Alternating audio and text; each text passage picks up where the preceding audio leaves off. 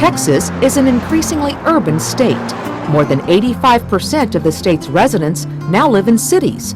This explains why rural areas are becoming more popular as getaway destinations. In Texas, 19 million urban dwellers are seeking escape and relaxation away from the city. Knowing this helps us understand why nature tourism plays such a significant role in the communities whose success stories you're about to see. These communities recognize the potential of nature tourism and seize the opportunity. As a result, their economies, wildlife, and quality of life have improved.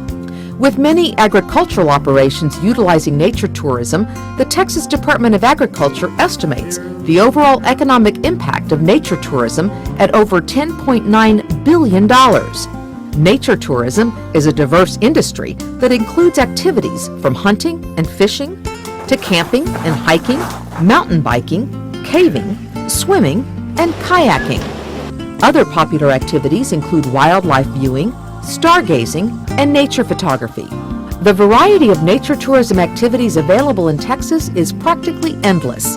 Not every community will follow the same path, but the following stories will give you a glimpse into some of our state's most successful nature tourism enterprises.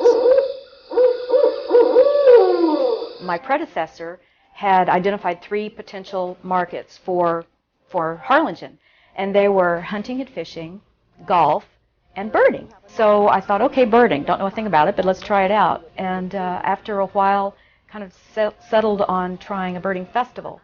And so the Rio Grande Valley Birding Festival actually immediately became a huge success, in large part, of course, because this area has the birds. We have 510 recorded species of birds just in this little area that's about 250 miles wide and about 60 miles deep. That's that's more than most entire states have. The number of birders, though, is huge, and they leave behind $125 million. That's why we've got the business community on our side, and that's why the Chamber of Commerce is involved, and the government officials understand the value, both economic and quality of life, of having areas for birders. And birders, of course, more and more include the local people. And we've got a lot of people who come from other countries here to go birding, Canada and even overseas. Fortunately for us, this is also a super area for nature photography. We have several ranches in the area that have designed and implemented photo blinds specifically for nature photographers, which they then rent out, so it's another way that they can be making money off of their property.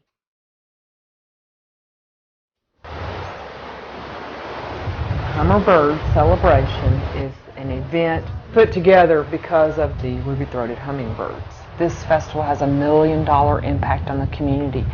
Our budget for this, which is pretty much a break-even budget, is around $38,000 to $40,000. It's kind of unique for a Chamber of Commerce to put on an event where we're going to tell people about preservation and nature tourism. It wasn't hard for us to do, but it was a different twist. Most chambers are interested in economic development, growth, and jobs. So we had to kind of do a dual education process. We had to let our members know that it's important for us to bring birders in our community, here's why. And it's important for us to promote tourism, here's why. And then at the same time we had to tell them, put out your feeders, plant the right plant. Well, I think we taught people that events don't have to be like festivals where you have a tent. We've told them that an event could be educational and they can learn something. An experience that involves learning, I think, is what people were after with this topic. You know, come to birdwatch in our area and at the same time expand your knowledge of not only hummingbirds but all birds. We have the celebration of whooping cranes and other birds here that our birding center is actually in conjunction with the wastewater treatment plant, and we have the boardwalk out there. And so, you know, it used to be we're going hunting or we're going fishing. You know, and you went hunting in the winter and fishing in the summer. But this, the whole thing of just enjoying nature, I think, is becoming extremely important to people. This movement began the way that all real things do, desperation. It began because you had a community whose very existence was threatened, and you had a community of people whose way of life was threatened, where they'd lost half their population, 75% of the tax base, half of Main Street was boarded up, and that was just one community in an area that encompasses the whole Great Plains. You know, we were one of the first places to have the half-cent sales tax and to hire an outside professional to come in and help us have a plan to save us and those kind of things. But then every time somebody had an idea, it seemed to be a thing that threatened either our environment or our lifestyle, and people were up in arms. And they said, no, we're not going to do those things. Let me just give you some highlights of our program. We have programs that are known kind of nationwide, like the Lesser Prairie Chicken weekends that we do in the spring. For 6 weeks in the spring, we bring in groups that we take out on lek sites to see what we call the booming. It's actually the breeding dance of the Lesser Prairie chickens. We bring those folks in every day for 6 weeks. They come from urban areas. They pay for a weekend stay here, and they go home a convert. That's one of our hallmarks. From that, it goes to, in the summer, we do an adventure series where we bring folks out once a week into nature, also in small groups, but a little bit larger. The lek sites, we only take 8 people. These groups, we bring out groups of about 25, and they get to ride on a wagon, and they go down to the river, and they get to find out how a windmill works and who lives in the windmill pond, and they get to actually swim in a slough where they didn't know what a slough was before, and they find out about the 6 kinds of turtles that live in this world. Those are really simple activities based entirely on that natural experience.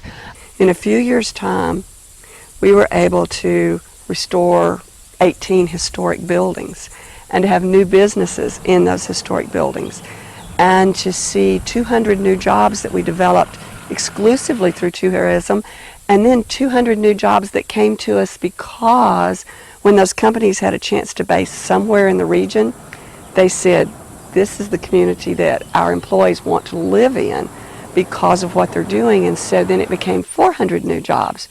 And we began to see a hotel-motel tax that increased by 100% every year for 3 years. And we began to see a sales tax that grew about 20% every year and continues to grow about 20% every year, which means that now it's 100% more than it was before. And we were able to see, not only were we able to keep those assets that we so badly wanted to hold on to, that were so unique for a small town, you know, to actually have a first-run theater in a small community like ours.